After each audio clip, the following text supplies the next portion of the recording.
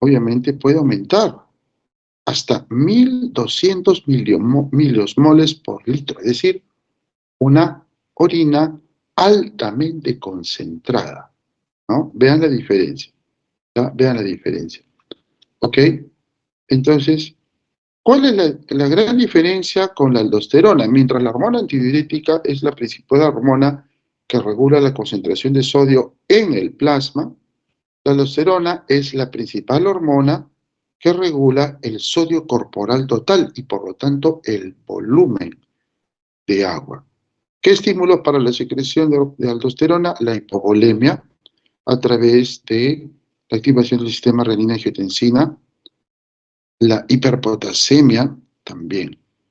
La acción de la aldosterona es reabsorber, ¿no?, isosmóticamente el sodio con intercambio por potasio o hidrógeno.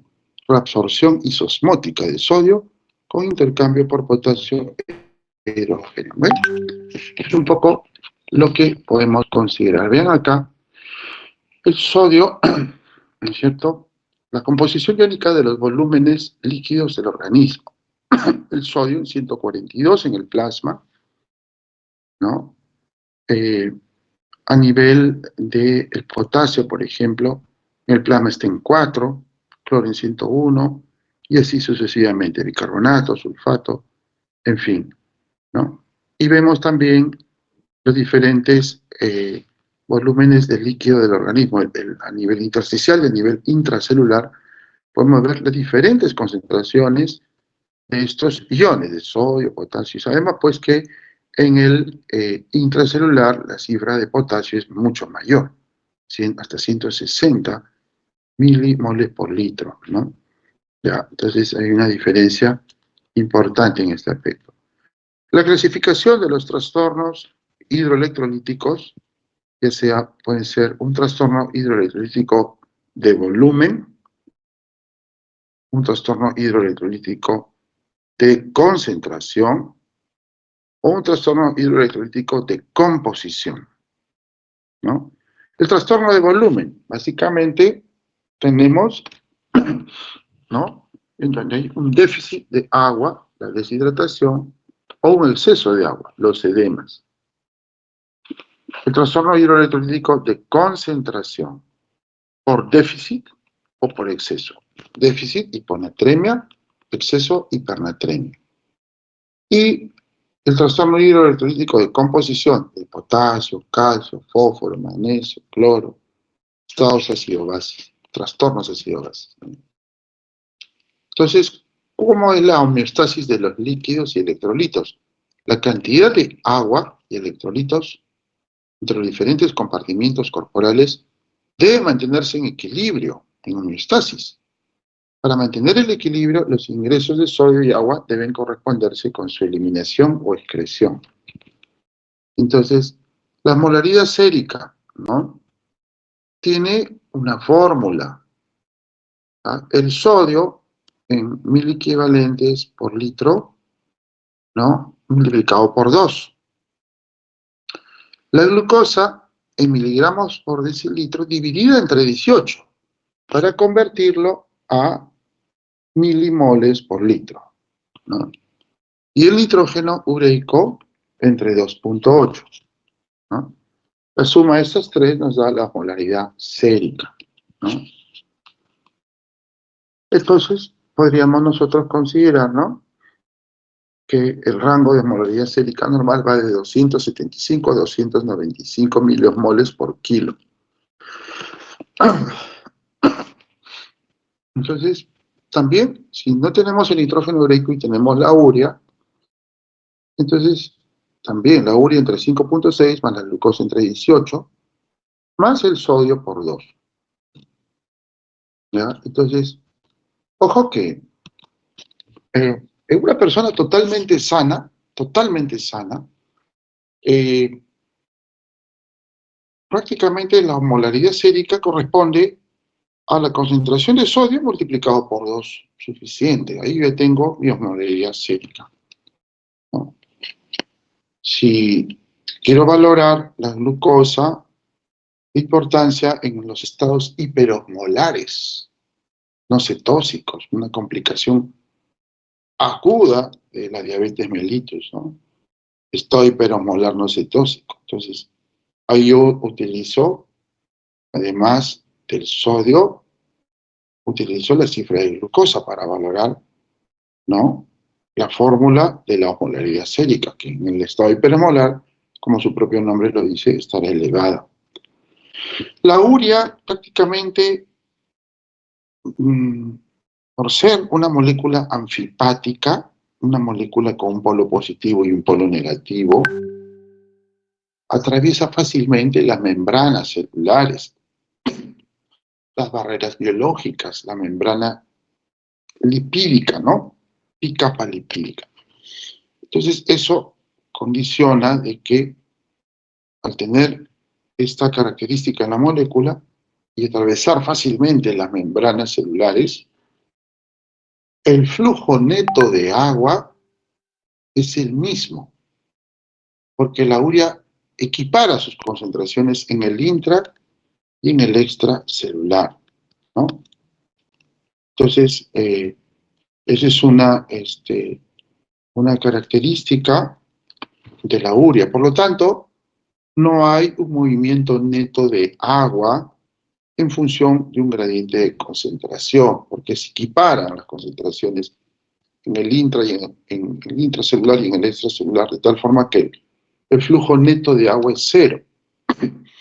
A diferencia del sodio o de la glucosa, que sí generan movimientos netos de agua hacia un determinado compartimiento en función de cómo esté la concentración en plasma, ¿no? Si hay una hiperglicemia extrema, al final no es que se equilibre la glucosa en el plasma alta con un incremento de la glucosa en el intracelular, definitivamente no. Lo que va a ocurrir es un flujo neto de agua del intracelular al extracelular hacia el plasma. El agua del intracelular sale al extracelular al plasma para tratar de diluir la hiperglicemia severa. Y eso va a generar deshidratación celular, ¿no? Entonces, si la glucosa es capaz de generar un flujo neto de agua, entonces sí se comporta como un osmol efectivo, cosa que no ocurre con la urea, porque la urea equipara sus concentraciones en el intra y en el extra. En el caso del sodio, ocurre lo mismo. Entonces, los osmoles efectivos que generan movimiento neto del agua hacia un compartimiento son el sodio y la glucosa. Por eso es que existe la fórmula de osmolaridad efectiva, que tiene una aplicación mucho más práctica al momento que hacemos la práctica clínica, la medicina clínica. Osmolaridad efectiva igual a la concentración de sodio por 2 más la glucosa en miligramos por decilitro dividido entre 18 para obtener una cifra de glucosa en milimoles por litro, que pueda sumarse al sodio que esté en 1000 equivalentes por litro multiplicado por 2, ¿no? Entonces, y esto permite tener la fórmula en milimoles por kilo. La osmolaridad en general efectiva normal va de 270 a 290, ¿no?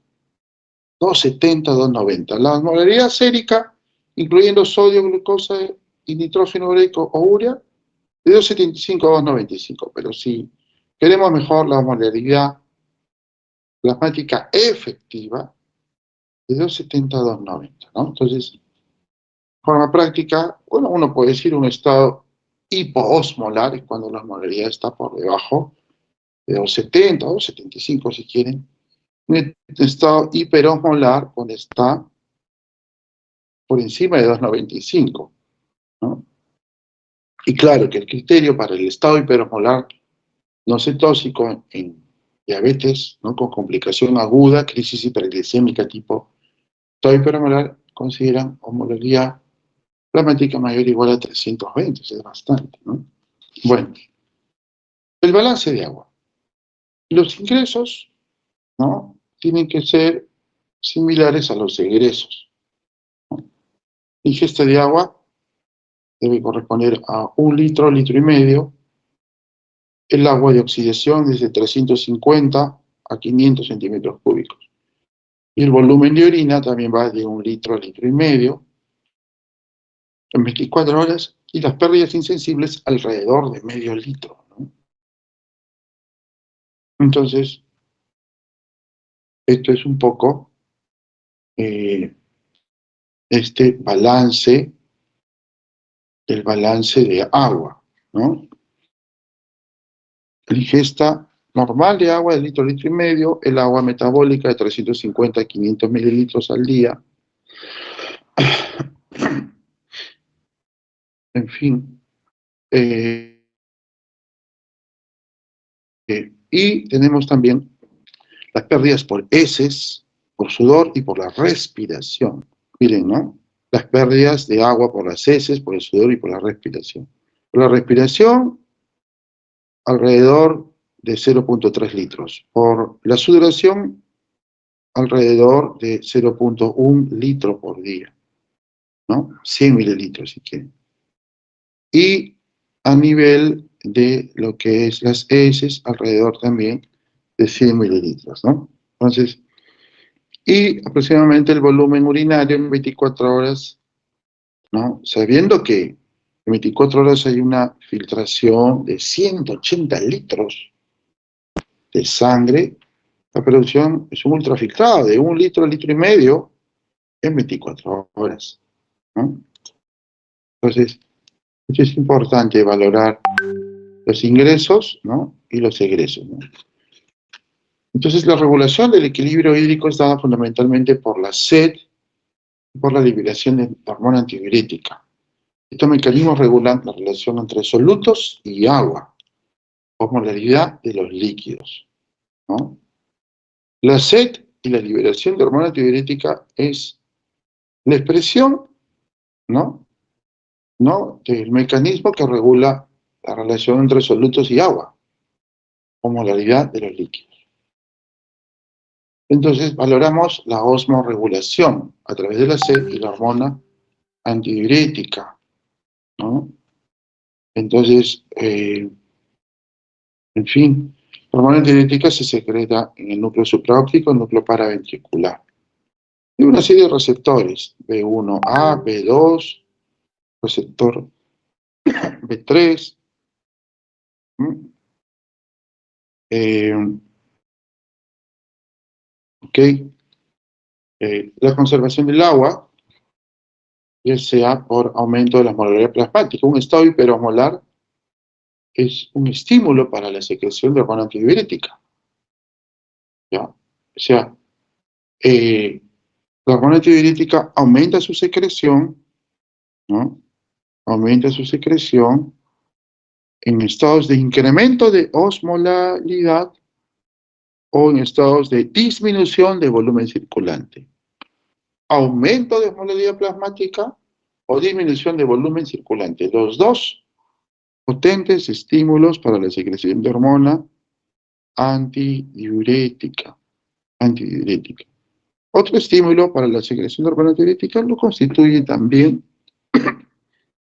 la angiotensina 2, ¿no? Entonces, miren cómo ocurre este mecanismo, ¿no?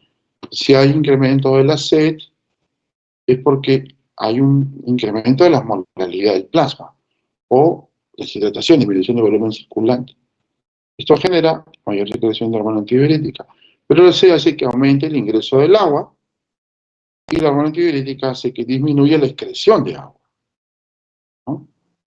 Con la sed aumentamos el ingreso de agua y con el incremento de hormona antidiurética disminuimos la excreción de agua, retenemos agua.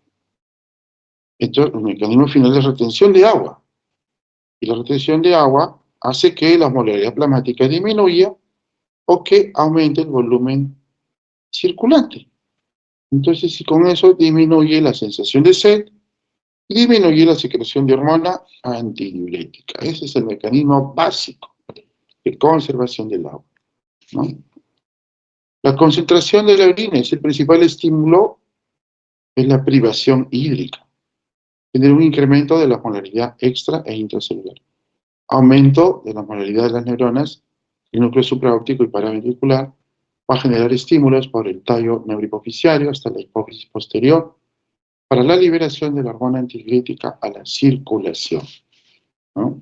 Entonces,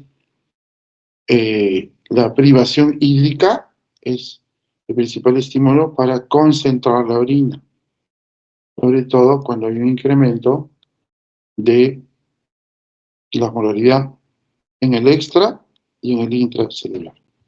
Aumenta la molaridad de las neuronas del núcleo supraóptico paraventricular, genera estímulos para el tallo neurohipofisiario, liberación de hormona antidiurética, hipófisis posterior. Entonces, a esto se refiere, ¿no? Si disminuye la molaridad plasmática o aumenta el volumen circulante, la sed disminuye, disminuye el ingreso de agua, disminuye la hormona antidiurética, aumenta la excreción de agua. Aumenta la excreción de agua, finalmente nos vamos al otro extremo. Aumenta la molaridad plasmática y disminuye el volumen circulante. Esto quiere decir que la sed aumenta y aumenta la secreción de hormona antidiurética. Pero la regulación es fina, miren, ¿no? La dilución de la orina se da cuando hay un ingreso importante de agua. Hay dilución de todos los líquidos corporales. Cuando hay un ingreso importante de agua, todos los líquidos corporales se diluyen. Hay inhibición de la producción de hormona antidiurética, ¿no? Los túbulos colectores se vuelven impermeables al agua y la orina sale totalmente diluida, ¿no? El resultado de esto es la producción, ¿no?, de grandes volúmenes de orina diluida con baja densidad. Baja densidad, ¿no?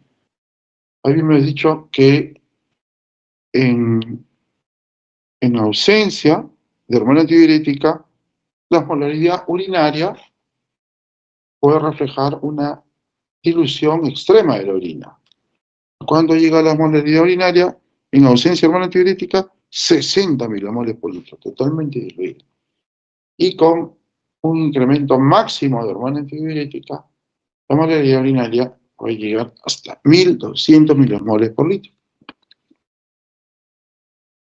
¿Qué cosa es la sed? Es el deseo de ingerir agua, mediada por un grupo de neuronas osmosensibles. ¿Dónde están localizadas? En la parte ventromedial y anterior del hipotálamo, cerca del núcleo supraóptico y paraventricular. Se estimula cuando la osmolaridad plasmática está por arriba de 290. La sed. Si usted tiene mucha sed, se puede estimar que su osmolaridad plasmática esté por encima de 290 milimoles por kilo. Hormona antidiurética o vasopresina. Controla la reabsorción de agua en los túbulos renales. Regula el balance hidroelectrólico de los líquidos corporales. Aumenta la permeabilidad de las células en los túbulos distales y en los conductos colectores de los riñones. Disminuye la formación de orina. ¿Qué cosa es la hormona antidiurética? Es un péptido sintetizado como prohormona en neuronas del hipotálamo, núcleo supraóptico y paraventricular y supraquiasmático. Los axones neuronales llegan a la hipófisis posterior, que almacena hasta que exista un estímulo. Es una de las principales defensas del organismo para ahorrar agua o deshacerse de ella. La hormona antidiurética actúa reabsorbiendo el agua, la porción terminal de la nefrona. Es la única hormona que participa de manera directa en la regulación de la osmolaridad de los líquidos corporales. Muy bien, entonces ahora consideremos los trastornos de la concentración de sodio. La hiponatremia, menos de 135. La hipernatremia, más de 145. ¿No? ¿Ok? Entonces, en la hiponatremia se genera por cualquier proceso que genere pérdida de sodio o expande el volumen alrededor de una cantidad de sodio fija. Pues esto puede causar hiponatremia. Causas de hiponatremia. Claro. El exceso de agua en relación con el sodio. Esa es la causa de hiponatremia, ¿no? Entonces, lo más frecuente es eso. que haya un incremento, ¿no?, de el agua en relación con el sodio. Casi siempre el incremento del agua con relación al sodio como causa más frecuente de hiponatremia es casi siempre debido a incremento de la hormona antidiurética. Incremento de hormona antidiurética. Entonces, el aumento de hormona antidiurética puede ser apropiado, puede ser inapropiado, ¿no? El incremento apropiado de hormona antidiurética, el incremento apropiado de hormona antidiurética es el fisiológico, cuando hay hiperosmolalidad, cuando hay hipovolemia, o cuando hay hipervolemia, pero con disminución del volumen arterial efectivo, ¿no? Ya, entonces, otra gran causa de incremento de hormona antidiurética es el síndrome de secreción inapropiada de hormona antidiurética. Es decir, la hormona antidiurética aumenta de forma apropiada, ¿no?, cuando las causas son dentro de la fisiopatología, hipovolemia o hipervolemia con disminución del volumen arterial efectivo, o en su defecto, hiperosmolalidad. ¿Ok? Ya, entonces esa es la secreción apropiada de hormona antidiurética. Pero la secreción inapropiada de hormona antidiurética es todo un capítulo, ¿no?, en medicina, ¿no? Cáncer de pulmón, tumores cerebrales, el cáncer gastrointestinal, el cáncer genitourinario, los linfomas, la leucemia, los timomas, los mesoteliomas, ¿no? Neumonías, infecciones, neumonías, tuberculosis, aspergilosis pulmonar, asma bronquial, EPOC, ¿no? El neumotórax, la ventilación mecánica con presión positiva, ¿no? Ventilación mecánica con presión positiva, ¿no? Causas intracraneales, por ejemplo, ¿no? ¿Qué causas intracraneales pueden generar, ¿no?, una secreción inapropiada de hormona antidiurética, ¿no? Por ejemplo, un traumatismo craneal, un evento cerebrovascular, una hemorragia intracraneal, una isquemia cerebral, una meningoencefalitis, hidrocefalia, síndrome de Guillain-Barré, por ejemplo. ¿Qué fármacos pueden producir secreción inapropiada de hormona antidiurética? ¿Qué fármacos pueden producir secreción inapropiada de hormona antidiurética? ¿No?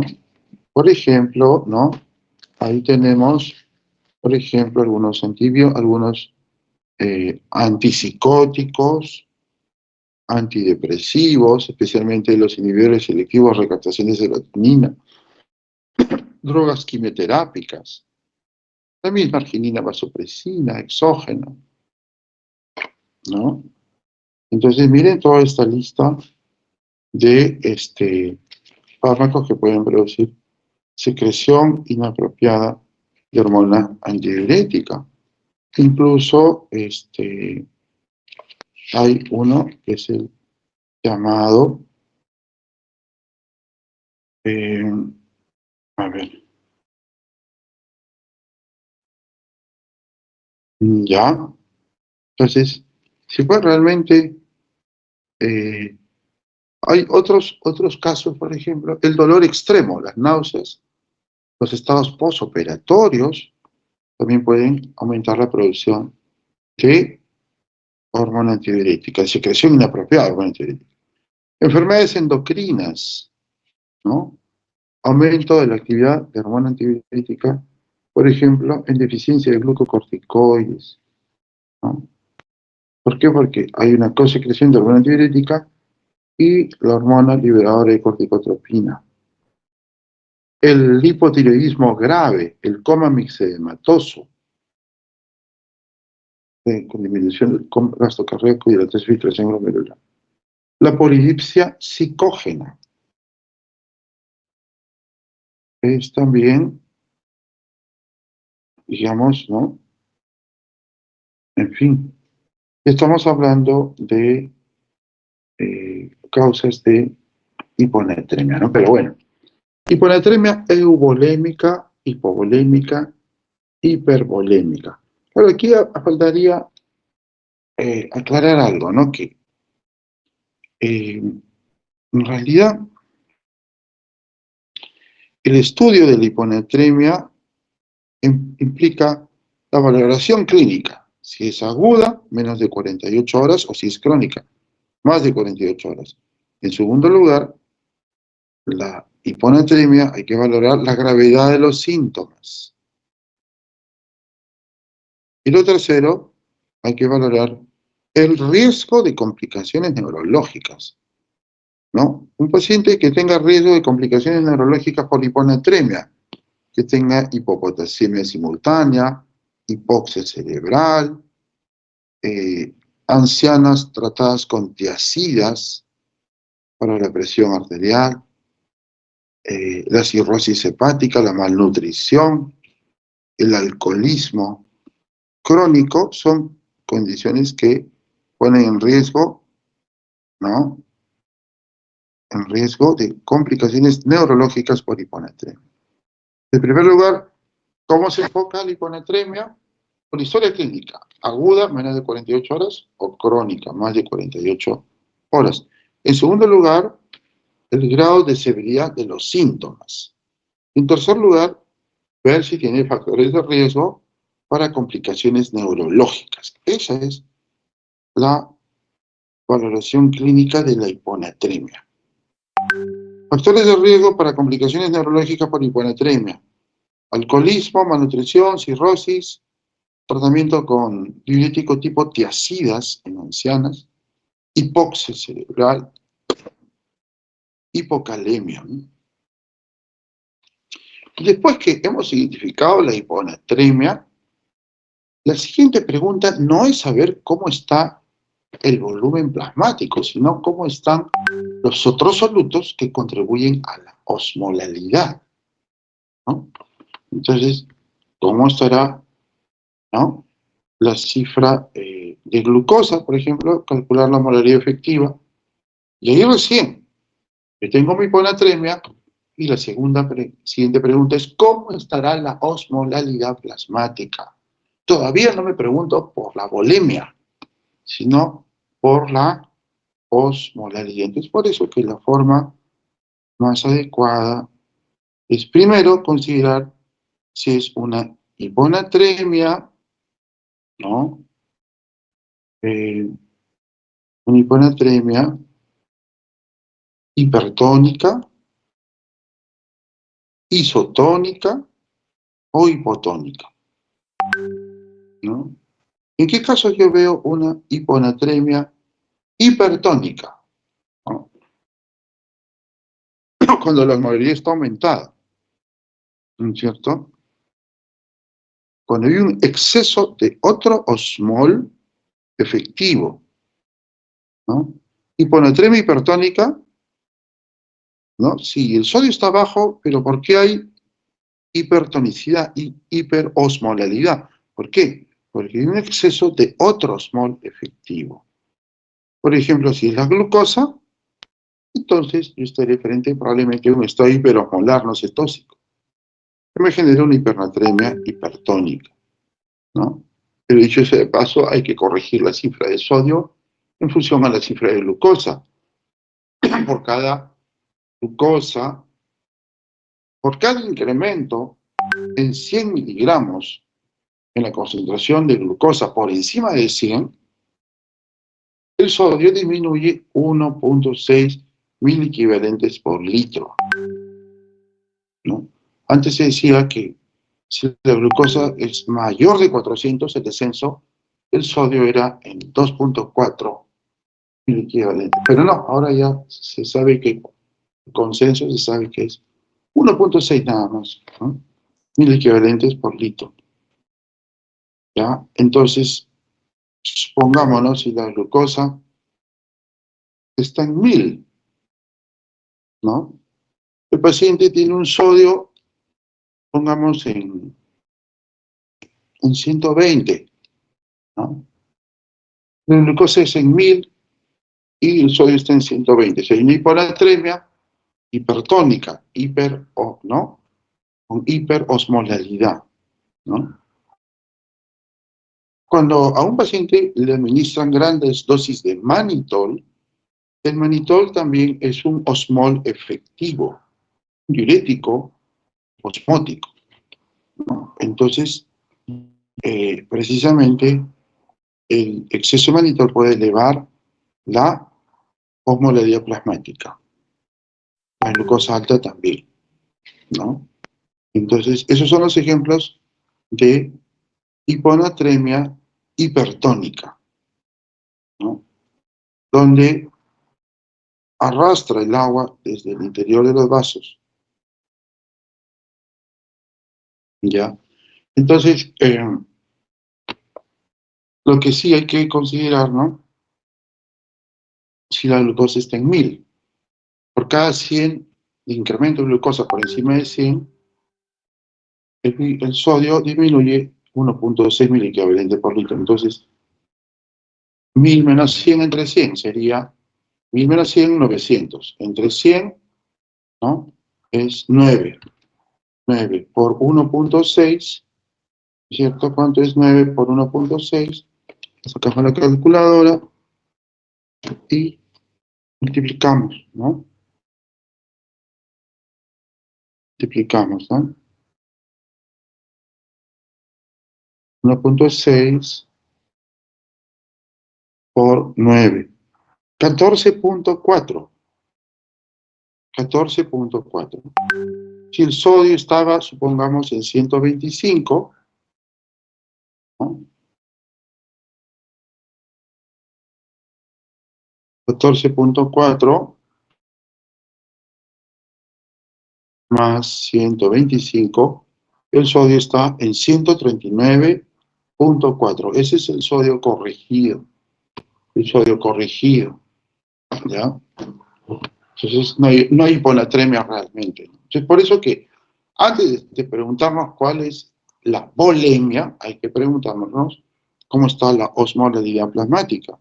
Puede ser que se trate de una hiponatremia, ¿no? Hipertónica, con hiperosmolalidad, ¿ya? Existe también la hiponatremia con osmolalidad plasmática normal. Esa es la hiponatremia isotónica. Generalmente es un artefacto poco habitual de laboratorio en casos de hiperlipidemia o en casos de hiperproteinemia. ¿Ok? Entonces, y lo otro es que existe una hiponatremia hipotónica, ¿no? Hiponatremia hipotónica, ¿no? Entonces, la hiponatremia hipotónica es la única que se subclasifica en función de la volemia. Entonces ahí tenemos hiponatremia hipotónica, hipovolémica, hiponatremia hipotónica euvolémica, hiponatremia hipotónica hipervolémica. Entonces,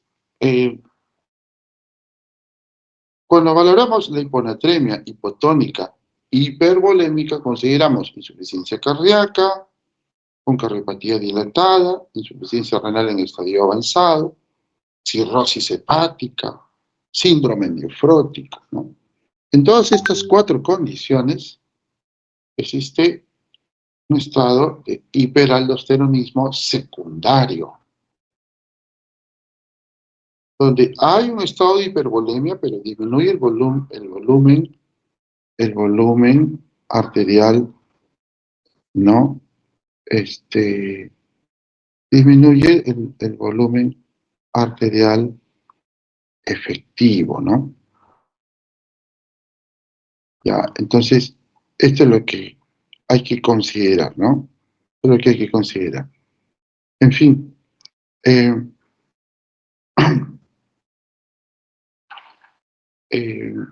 obviamente es la causa más frecuente de alcalosis metabólica dentro de los hospitales, descartando primero la administración de bicarbonato endovenoso, obviamente el hiperaldosteronismo secundario, ¿no? En la hiponatremia hipotónica hipervolémica, ¿no? ¿Cierto? Entonces, hay situaciones donde hay insuficiencia cardíaca congestiva, cirrosis hepática, síndrome nefrótico, insuficiencia renal avanzada. Hay una hiperactividad del sistema renina-angiotensina de aldosterona. La aldosterona retiene sodio, retiene agua, excreta potasio y excreta hidrogenión. Al excretar el hidrogenión, el pH se vuelve más alcalino, más alcalótico. Entonces aparece una alcalosis metabólica, ¿no? Con hipocalemia, ¿no? Aparece este hiperaldosteronismo, ¿no? Entonces, las hiponatremias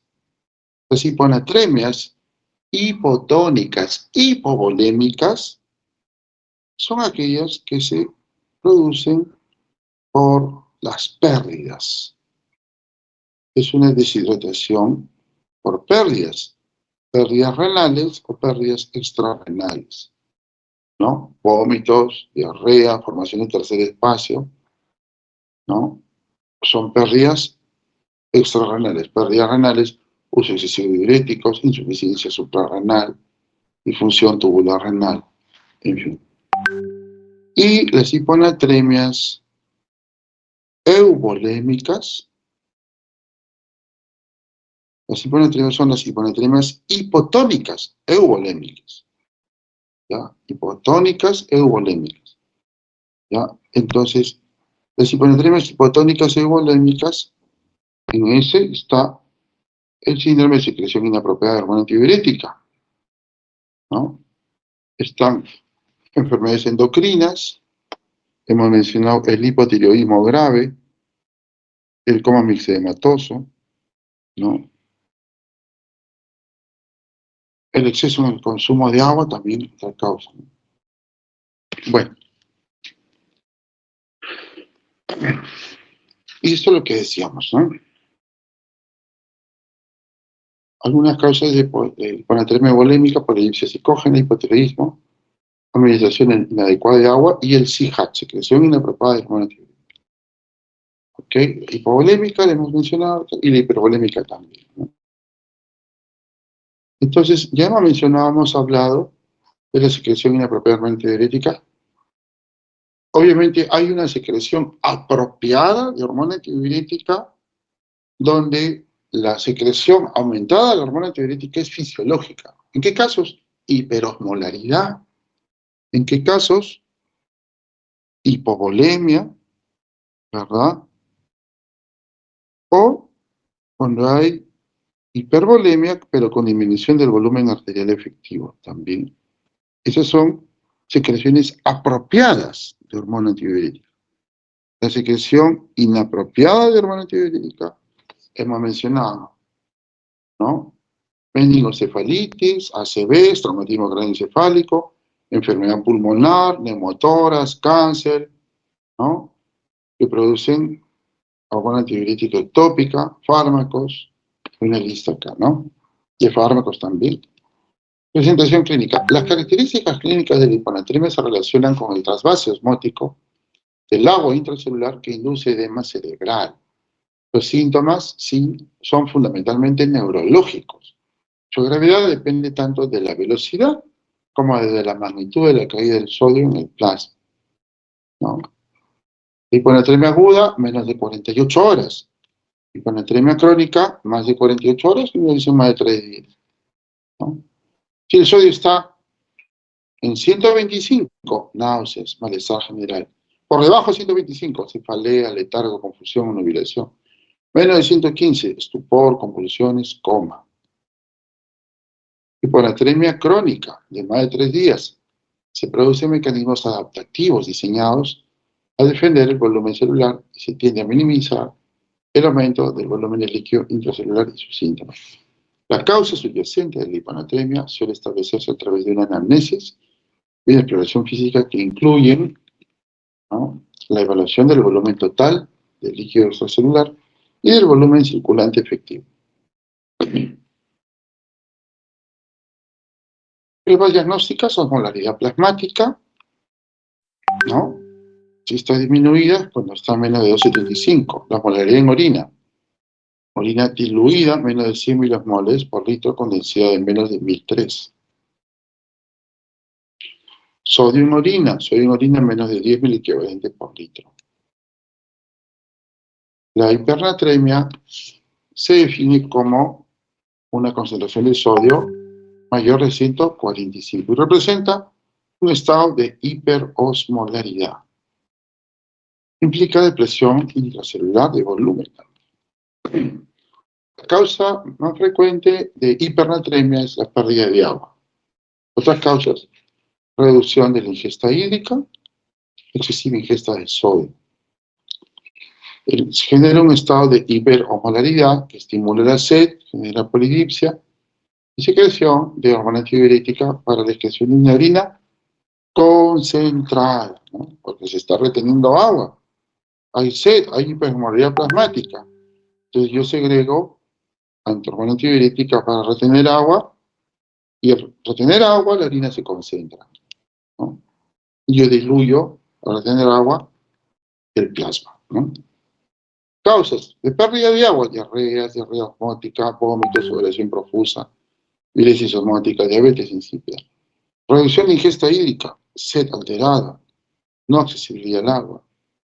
Excesiva ingesta de sodio: tabletas de sal, suelo salino hipertónico, bicarbonato de sodio. Causas: hipernatremia debido a pérdida de agua, que es la más frecuente, más importante. Pérdidas a través del tubo digestivo: diarrea osmótica, inducida por lactulosa, sorbitol o mala absorción de carbohidratos. Gastroenteritis virales, pérdida no renal de agua, evaporación por la piel, las vías respiratorias. Manifestaciones clínicas, ¿no? La hipernatremia provoca la contracción de las células del cerebro, porque se deshidratan. ¿Por qué? Porque se sale agua del intraneuronal al extracelular, para atenuar la elevación de la osmolaridad del líquido extracelular. ¿Cuáles son los síntomas? Alteración del estado mental, debilidad, irritabilidad neuromuscular, deficiencias neurológicas focales, y en ocasiones convulsiones y coma. En la diabetes insípida, de causa central o nefrogénica, el paciente presenta una sed intensa, polidipsia, y también poliuria, como manifestaciones más saltantes. En general, los síntomas de hipovolemia o disfunción neurológica no se presentan, al menos que el paciente presente una anomalía en el reflejo de la sed, o se genere la deprivación de agua, ¿no? Pruebas diagnósticas: la respuesta normal frente a la hipernatremia es un pequeño volumen de orina concentrada. Osmolaridad urinaria más de 800 milimoles por litro. ¿Ah? Entonces, sí, es muy importante esta parte, porque si la osmolaridad en la orina es menos de 800 milimoles por litro, sugieren defectos en la conservación renal de agua. Si la osmolaridad en la orina es menos de 300 milimoles por litro, diabetes insípida. Si la osmolaridad en entre 300 y 800, formas parciales de diabetes insípida, diuresis osmótica. Y una prueba de vasopresina también, ¿no? La administración de análogos de vasopresina aumenta la osmolaridad urinaria un 50%, luego restricción hídrica en pacientes con diabetes insípida central completa. Bueno, eso sería con respecto al metabolismo de agua y metabolismo del sodio, ¿no? Denme unos minutos, jóvenes, porque tengo que encontrar otro PowerPoint, que me ha sido difícil encontrar porque perdí mi laptop, me robaron mi tablet, entonces mi laptop, perdón, y